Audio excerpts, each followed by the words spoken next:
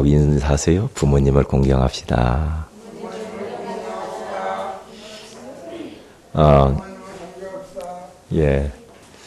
여러분도 잘 아다시피 우리나라 바다가 접한 맑은 시냇물이나 깨끗한 못에서 서식하고 있는 담소의 일종인 민물고기라는 고기가 있는데 그게 바로 가시고기입니다.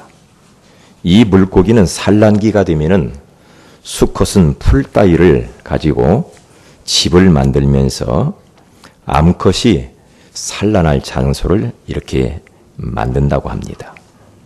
그래서 암컷을 맞이하여서 산란을 하게 되어지면은 이제 암컷은 그때의 자기의 그 산란한 장소에서 떠나서 자기 일생을 마감한다고 하지 않습니까? 그러면서 수컷에게 그 알을 부양하라고 책임지라고 맡긴다는 거예요.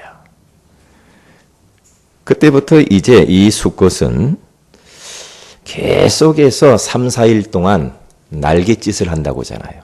날갯짓을 하면서 그 알에게 산소를 불어 넣어준다고 하죠. 밤낮 쉬지 않고 신선한 공기를 그렇게 불어 넣어준다고 하잖아요. 그러면서 부화를 위해서 헌신적으로 주둥이에다가 알을 이리저리 물고 옮겨주면서 새끼가 이제 부화한 집에서 헤엄쳐 나올 때까지 알과 새끼를 보호하는 그런 부송이의 눈물 겨울만큼의 그런 헌신적인 사랑을 우리는 알고 있습니다. 알에서 이렇게 툭 깨어나면은 이제 작은 그 새끼들이 왔다 갔다 하는데 그 새끼들이 다른 물고기 먹이가 되지 않도록 아주 자기의 몸을 이 수컷이 완전히 그 무기로 해서 방패막이가 되어가지고 그 새끼들을 막아내고 보호하고 하면서 자기 몸이 다 갈기갈기 찢어질 때까지 이 새끼들이 철이 없어가지고 또 그 수컷 아버지의 이 몸을 다 뜯어먹는다고 하잖아요. 뜯어먹고 거기에서 수컷은 다 먹이로 사라져 버리고 아기 새끼들은 이제 자라게 되어진다고는 이런 가시고기에 대한 이런 이야기가 있지 않습니까? 어쩌면 부모님들도 우리의 자녀들을 낳아놓고 이렇게 헌신적인 사랑을 보여주지 않았나 그런 생각을 해봅니다.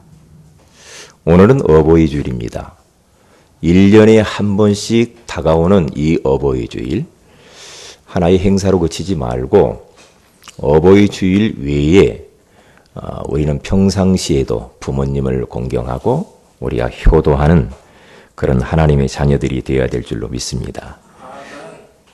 그래서 기독교는 효도에 대해서 소홀한 종교가 아니고 아주 엄하게 하나님께서 명령을 하셨어요. 그래서 십계명이 아예 내 부모를 공경하라고 명시해 놓고 가르치고 있다 이 말이죠. 어떤 사람은 예수 믿는 것들은 버르장머리가 없다 이렇게 말하는데 그렇지 않아요. 우리 하나님께서 그렇게 가르치신 적이 없습니다. 예수님도 이 세상을 떠날 때 요한에게 자기의 어머니를 부탁하고 떠나잖아요. 잘 모셔달라고. 그래서 여러분들이 이제 어버이 주일을 맞이해서 그동안 바쁘다는 핑계로 부모님에게 소홀했다면은 이번 기회를 통하여서 여러분들은 다시 한번 부모님들을 좀 챙겨드리는 그러한 기회를 가져야 될 줄로 믿습니다. 바울은 디모데후서 3장 1절에서 2절에 가서 보면은 이렇게 경고를 합니다.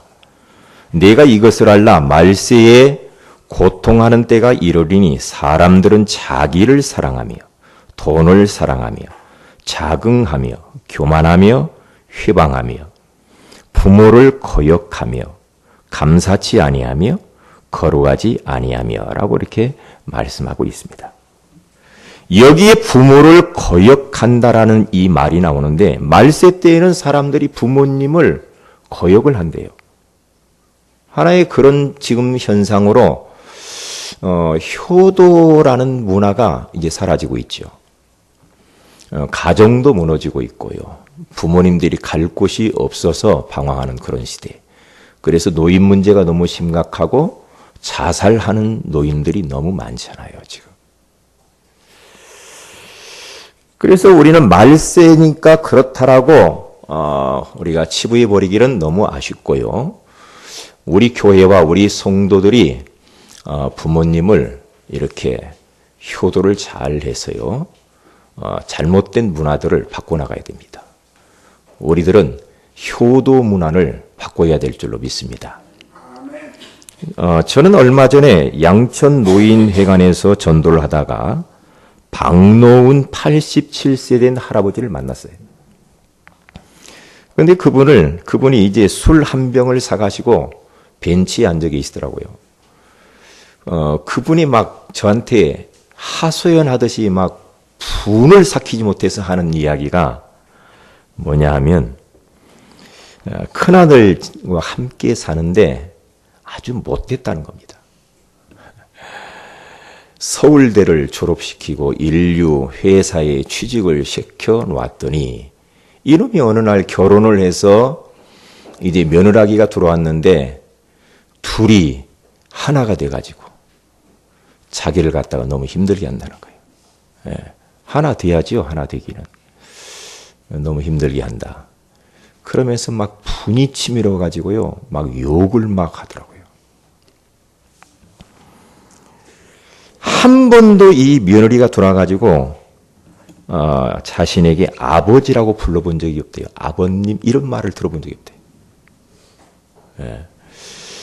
이제 복음이 있으면 괜찮은데 이제 복음이 없으면 이제 그렇게 가는 거죠.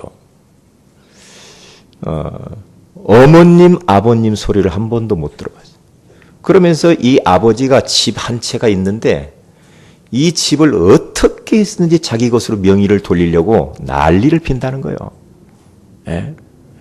여러분은 그러지 마세요.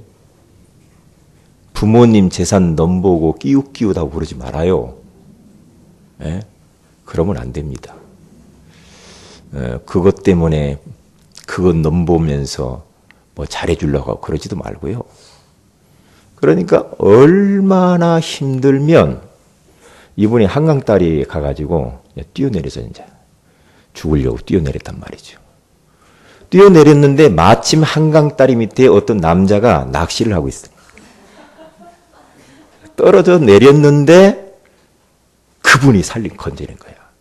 그러니까 왜 나를 건졌냐고 말이에요. 에? 그랬다고 하잖아요. 그러면서 이분이 자기는 같이 살지만 자기는 자기 방에 들어가서 혼자 밥을 먹는데요. 며느리와 손주들이 있는데 자기만 따로 방에서 밥을 먹는다고 하더라고요.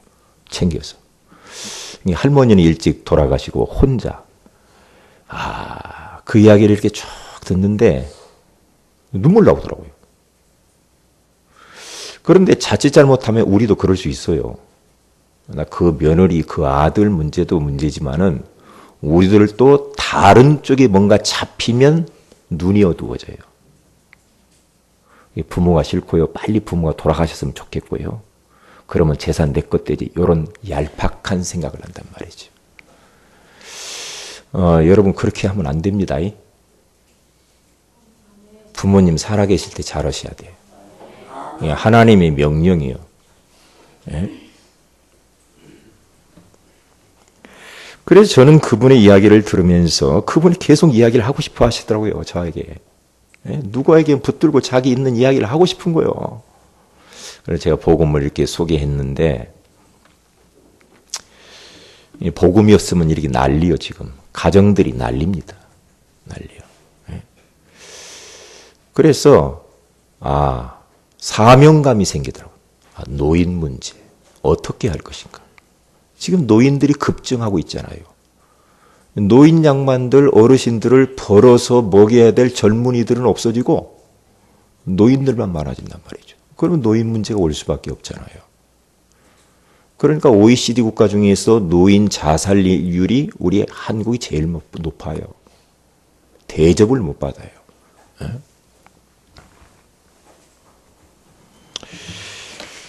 그래서 우리가 자칫 잘못하면은 오직 예수, 오직 전도, 오직 세계복음만 외치면서 부모님을 냉대하고 삥삥삥삥 돌아만 다닌다고 한다면 큰 실수를 하는 겁니다.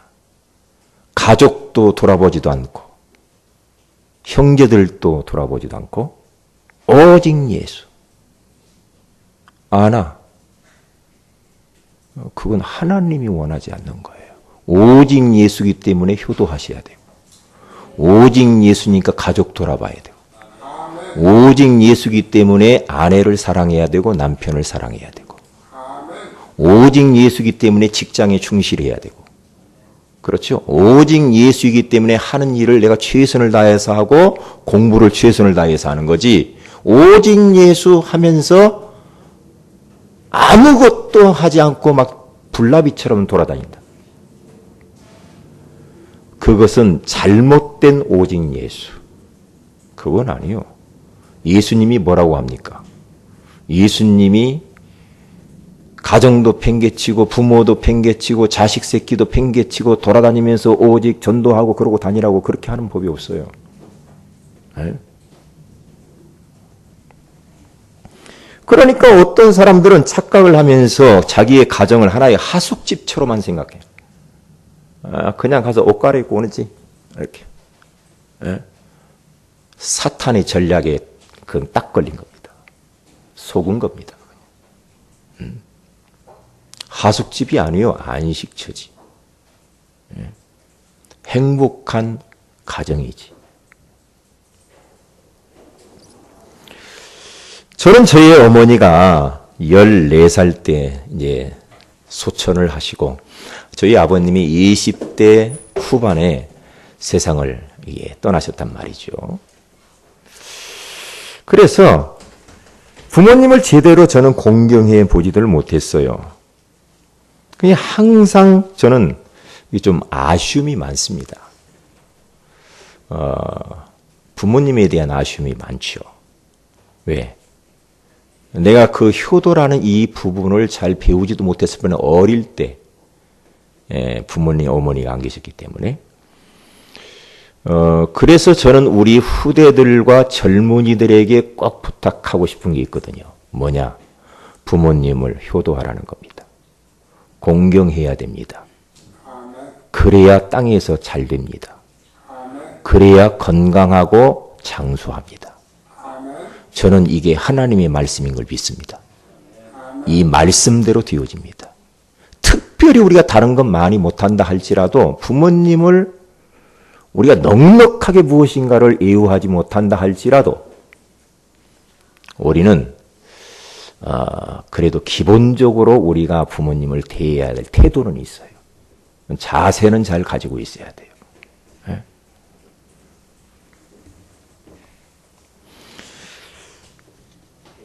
어떤 분은 이렇게 이야기합니다. 제가 이런 부분을 이야기를 하면 목사님 우리 부모님을 몰라서 그렇죠. 얼마나 저에게 큰 상처를 많이 주었는지 아세요? 그리고 저에게 해준 것도 없어요. 그런데 내가 뭐 때문에 효도를 해야 합니까? 그렇게 말하는 사람도 있단 말이죠. 그럴 수도 있어요. 부모님에게 버림받고 상처받은 그런 사람들이 있습니다. 너무나도 우리의 젊은이들과 후대들이 방황을 많이 하죠. 왜? 부모로부터 아픔을 많이 겪어서요. 그럼 어떻게 해야 됩니까? 부모님에게 아픔과 상처를 받았기 때문에 나도 부모님을 효도하지 않고 막 대하면 될까요? 근데 성경에서는 그렇게 가르치지를 않거든요.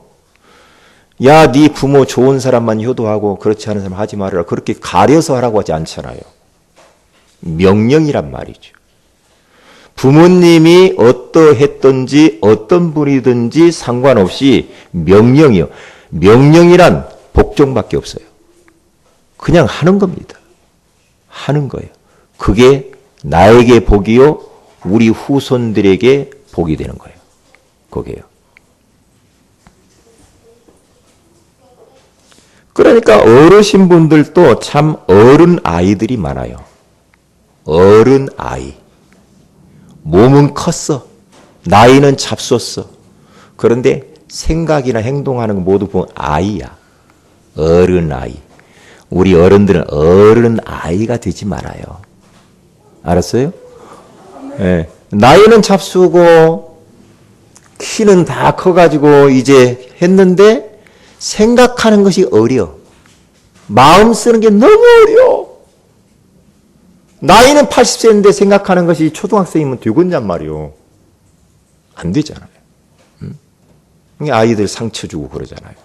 그러니까 오늘 에베소서 6장 4절에 가서 보면은 부모님들도 뭐라고 말하냐면 바울이 아이들을 노엽게 하지 마라 그래요. 아이들에게 상처 주지 말라는 거죠. 네?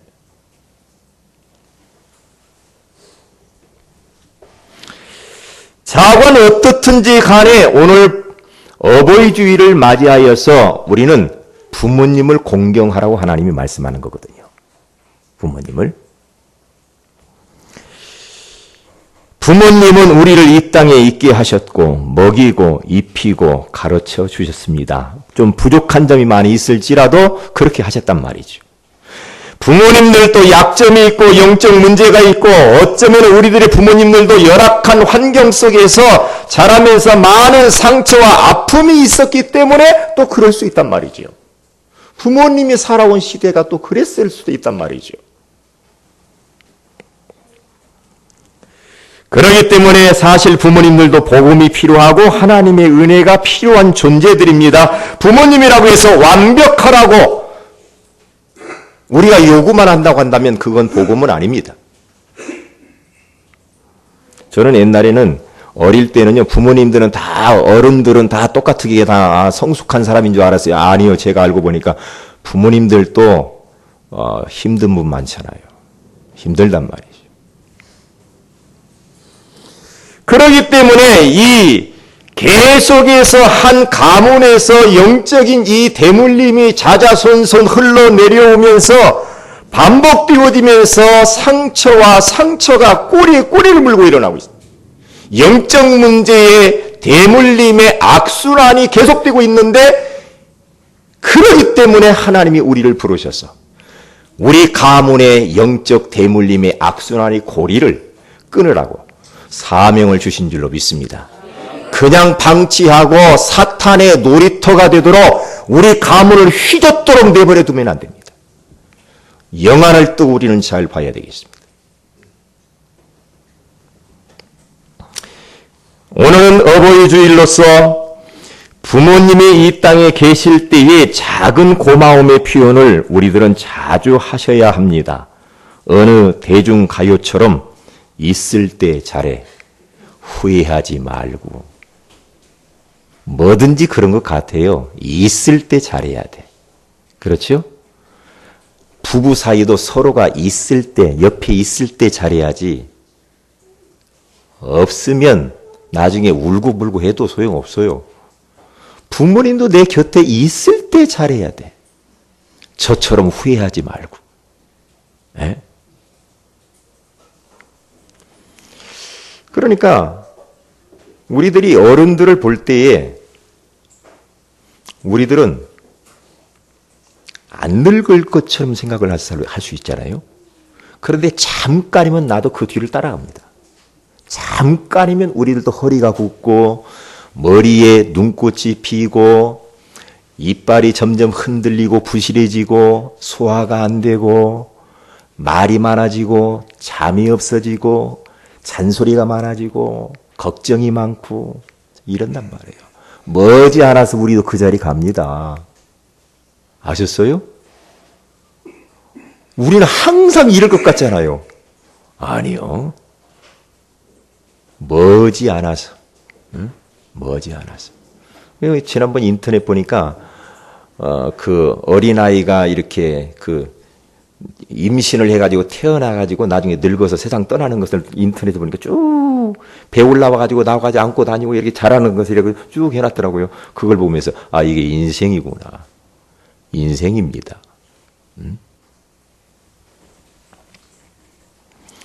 자 그러면 영원히 변하지 않는 하나님께서는 우리에게 뭐라고 말씀하시는가? 첫째로 부모님 공경은 하나님의 명령이다. 거기 첫 번째로 보면은 내 부모를 공경하라. 그리하면 너희 하나님 나 여호와가 내게 준 땅에서 내 생명이 길리라. 출애굽기 오늘 20장 12절에 가서 보면은 그렇게 말씀을 하고 있습니다. 오늘 성경 본문은 하나님께서 모세에게 전해주신 10계명 중에 5번째 계명입니다. 10계명을 보면은 1계명에서 4계명은 하나님과 사람 사이의 관계, 즉 다시 말하면 대신 관계를 이야기를 하는 겁니다. 그러니까 먼저 우리는 하나님을 공경을 잘 해야 됩니다. 그게 1계명에서 4계명이에요. 하나님과의 관계. 그리고 5계명에서 10계명을 가서 딱 보면은 그때부터는 사람과 사람 사이의 관계인데 이것을 대인관계. 대인관계에 대해서 나와 있는 거죠. 그런데 오늘 본문은 대인관계의 첫 번째 계명, 5계명인데 내 부모를 공경하는 것, 그게 대인관계의 첫 번째입니다. 우리가 딱 태어나면 첫 번 대하는 게 부모잖아요. 대인관계. 그래서 자녀는 부모를 처음 만나는데 부모에게 마땅히 해야 될 것이 뭐냐? 효도하는 겁니다. 거기 두 번째 보면은 신명기서 5장 16절에도 이렇게 말씀합니다. 너는 너희 하나님 여호와의 명한대로 내 부모를 공경하라. 그리하면 너희 하나님 여호와가 내게 준 땅에서 내가 생명이 길고 복을 누리리라. 그러니까 부모를 공경하라는 말은 가정과 사회에 대한 질서를 말씀하고 있는 겁니다. 만약에 여러분들이 부모님을 우습게 여기고 힘이 없다고 무시한다고 한다면은 결국에는 가정이 무너지고 사회가 무너지고 국가가 부실해지게 돼 있어요. 굉장히 중요한 부분이잖아요. 그리고 세 번째 가서 보면 에베소 6장 1절에 3절에 가서 보면 자녀들아 너희 부모를 주 안에서 순종하라. 이것이 옳으니라. 내 아버지와 어머니를 공경하라. 이것이 약속 있는 첫 계명이니 이는 내가 잘되고 땅에서 장수하리라. 그러면서 신명기 27장 16절에 가서 보면 그 부모를 경홀히 여기는 자는 저주를 받을 것이라 할 것이요 모든 백성은 아멘 할지니라. 여러분, 부모를 공경하지 않는 것에서 끝나는 게 아니에요. 부모를 공경하지 않는 자에게는 이렇게까지 말하잖아요. 저주를 받으라 이렇게 말하잖아요. 부모님 우습게 여기고 학대하고 그러면요. 그는요. 그 자신뿐만 아니라 그 후대에게 대우를 못 받아요. 나중에. 그러니까 아버지가 하는 것 보고 자식이 나중에 해준다니까요. 예전 제가 아주 어릴 때 시골에서 말이에요. 동네 시골에서 이 불효 자식들 있잖아요. 요 자식들은요, 그 문화가 있어요. 막 속썩이고 부모 막 효도 안 하고 그런 놈은요, 딱 잡아다가 동네 사람들이요, 잡아가지고 멍석이 있어요, 멍석. 멍석에다 뉘어놔가지고요, 둘둘둘둘 말아요. 큰 멍석 있잖아요. 둘둘 말하고 작대기, 그 작대기. 작대기로 막 사정없이 두드려 팹니다.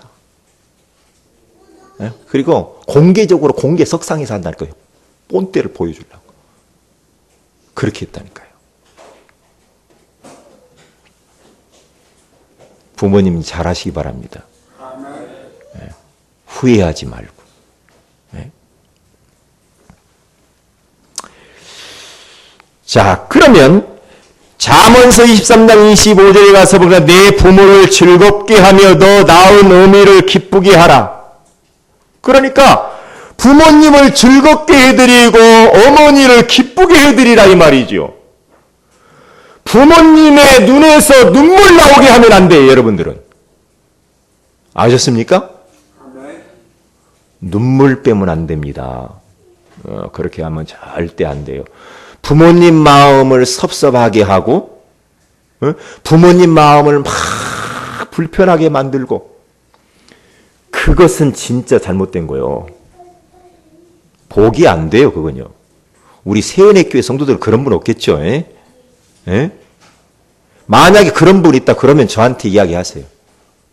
멍석은 없지만은 돗자리라도 깔아서 아주 진짜 작대기로 맞아서라도 고친다고 한다면 복이에요. 예?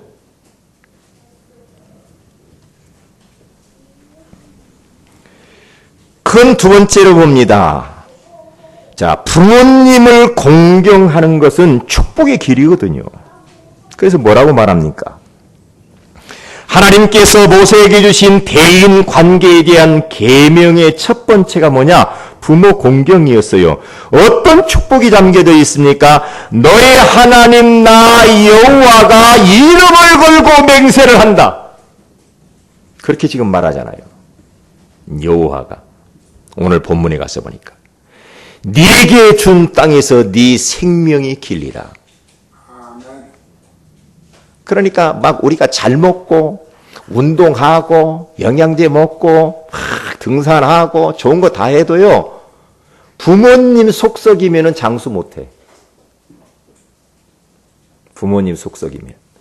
그런데 조금 내가 다른 건 못할지라도 부모님만 잘 섬기면서 가면은 이 땅 사는 동안에 하나님이 우리의 생명을 장수하게 하고 책임지는 줄로 믿습니다. 바울은 에베소 6장 2절에 가서 보니까 이것이 약속 있는 첫 계명이다. 이렇게 표현을 했습니다.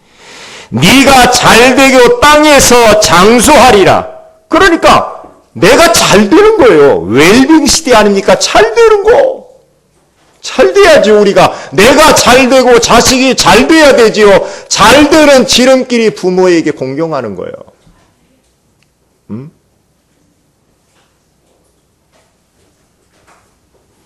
그러니까 우리가 착각을 하면 안 된다고 그래요. 뭐냐면은 오직 하나님 나는 오직 교회 오직 나는 전도 다 해놓고 다른 거 다 팽개쳐버립니다. 그게 바로 이단이에요. 그게. 왜냐 이단들 특징이 뭐요? 야 가정도 필요 없고 학교도 가지 말고 직장도 가지 말고 다 집 있는 재산 팔아가지고 와라. 이렇게 말합니다. 그건 아니에요. 그건 아니거든요.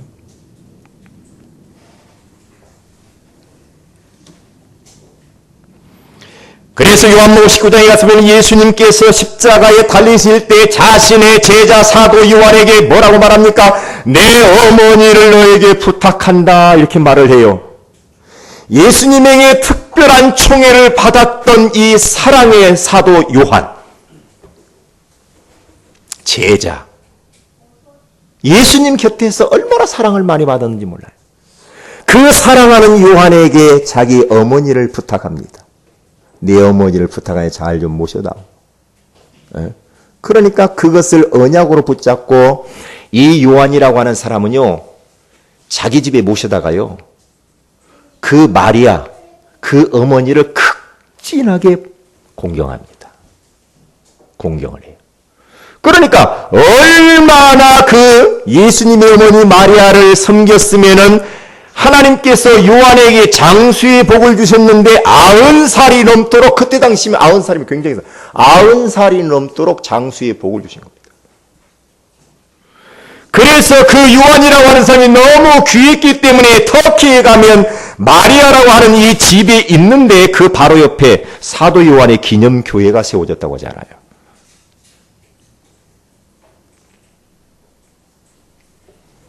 그래서 여러분과 저는 항상 함께 해야 돼요. 뭘 함께? 두 개가 함께 가야 돼.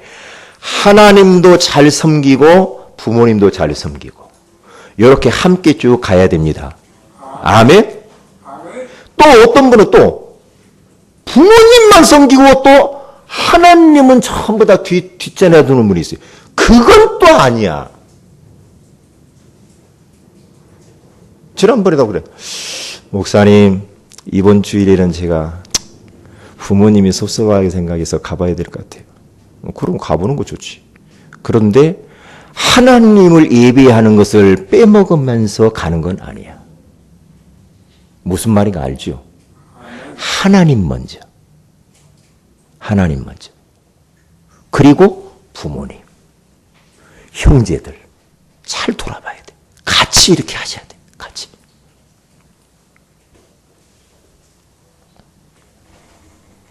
결론입니다. 참된 효도란 뭐냐? 부모님을 먼저 이해를 해야 돼요. 어른들을 이해를 해야 됩니다. 이해하면은 트러블이 없는데 부모님을 이해를 못해요. 안타까워요. 그렇죠. 자식이 부모님 이해 못할 수도 있어요. 왜냐? 자라온 배경이 다르죠. 생각이 다르죠. 경험이 다르죠. 모든 게 다르기 때문에 부모님을 이해한다라는 게 너무 참 쉽지는 않아요. 그러나 일반적으로 어른들, 부모님들, 노인들에 대한 그런 이해가 있어요. 상식적인 이해는 가져야 돼. 아셨어요? 그래야 됩니다. 그러니까 부모님에 대하여서 이해가 안 되니까 계속해서 부모님과 트러블이 생겨요. 트러블이 생기면서 다툼이 생기면서 부모님들이 속으로 웁니다. 속으로. 속으로 울어요. 부모님들 마음 아프게 만든다니까. 부모님은 잠깐 있으면 떠납니다. 떠나요. 나이가 들어가면 부모님들의 마음은 약해지고 어린아이처럼 돼요. 일반적으로 우리가 그게 상식적이잖아요. 그런데 부모님한테 막 손가락질하면서 왜 이러냐고 왜 이러냐고 이렇게 하면 안 돼. 이해를 해야 된다. 이해를요. 왜? 여러분들 나이 들면 안 그럴 것 같죠? 나는 이렇게 싱싱하게 내 생각도 막 모든 것도 바르고 판단력도 바르고 나는 안 그럴 것 같잖아요. 아니요. 네?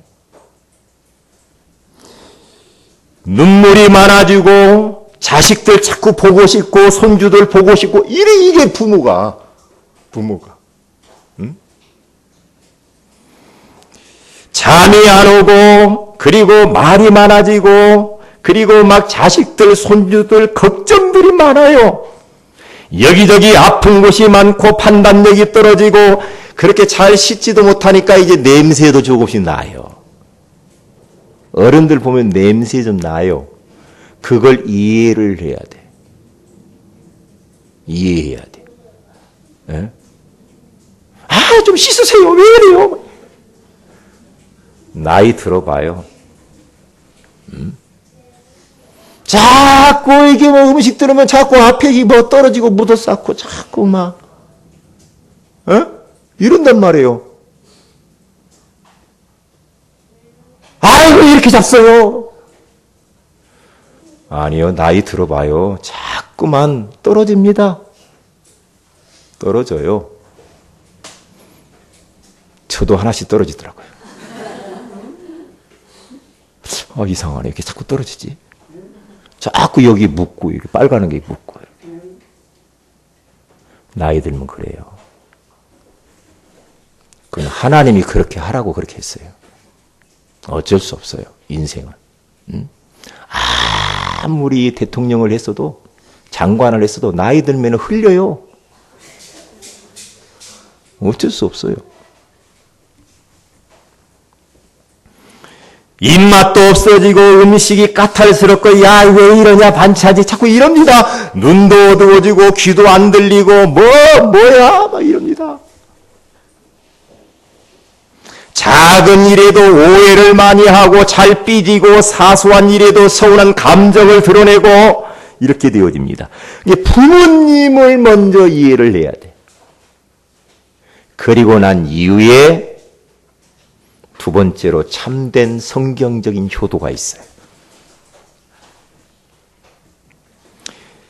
부모님에게 무엇을 해야 됩니까? 예수 그리스도의 복음을 잘 설명을 해 주어서 그 아버님이 예수 믿고 구원받도록 해 주어야 됩니다. 그래서 구원의 확신을 가지도록 해주고 그리고 나서 죽음 이후에 인생이 끝나는 것이 아니고 하나님의 나라가 있습니다. 우리 육신은 죽어서 흙으로 가지만은 우리의 영혼은 영원한 하나님의 나라에 가서 우리 함께 만나서 영원히 살 겁니다.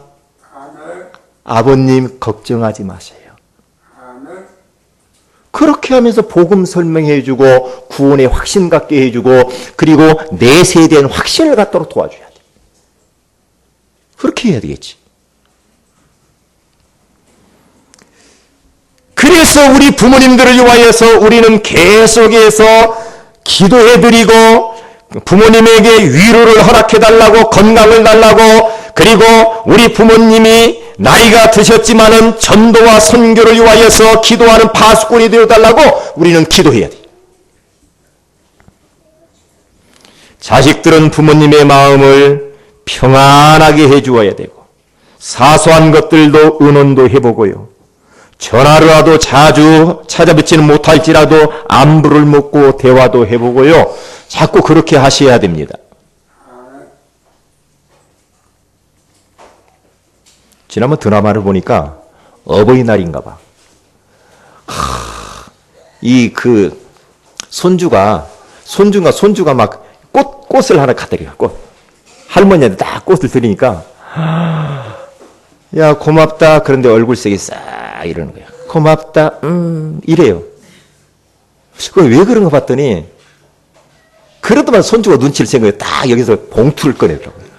봉투를 꺼내가지고 딱 꺼내니까 그래. 이게 어른이요. 이게 부모님들이란 말이죠. 이게 맞냐 정냐 그게 문제가 아니라 우리 그 마음이 그렇다는 게 마음이 좀 마음이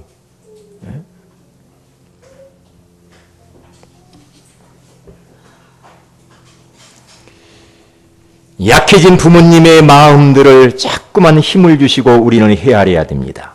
거의 두 가지만 나왔는데 세 가지를 빼놨어요.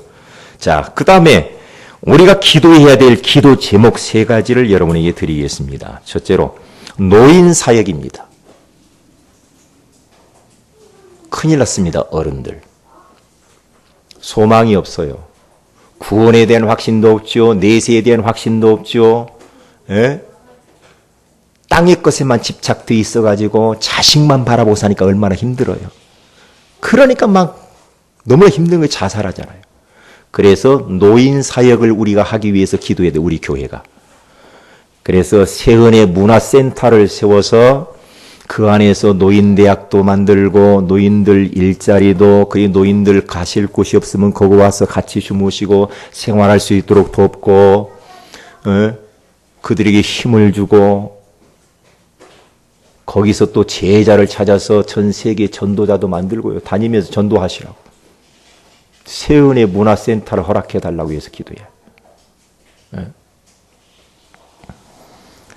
그리고 이 어르신분들이 다른 거 하지 말고 교회 안에서 기둥 같은 기도의 파수꾼들이 되도록 기도해야 돼요.